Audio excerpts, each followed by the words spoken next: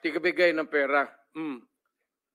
Alam mo, ang pulis, sir, at alam mo yan, ikaw mismo alam mo yan. Yang pulis, walang pera yan pang-operasyon. Magtanong ka dito ng istasyon. Sweldo lang yan sila, may equipment sila, ganon, may police car. Putang ina, walang gasolina yan.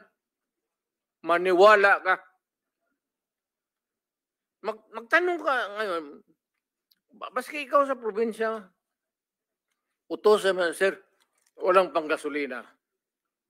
Ewan ko, I'm not trying to cast aspersion doon sa taas. Pero yung mga gasolina, wala yan. Kung hindi mo bigyan, ito, kung may krimen, may nakidnap, ako, bigyan ko yan sila. Ayan, buhay yan. Bigay ako sa kanila, 50 mil. Gasolina. Pagdating mo doon, patayin mo.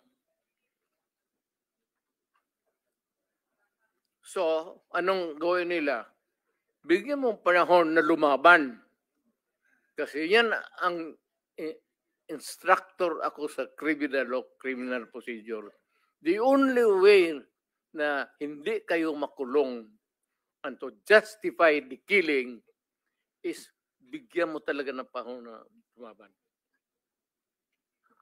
Kaya wag mong lapitan doon na ganurin mo.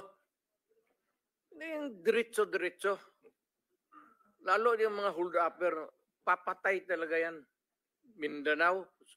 So thank you, Mr. President.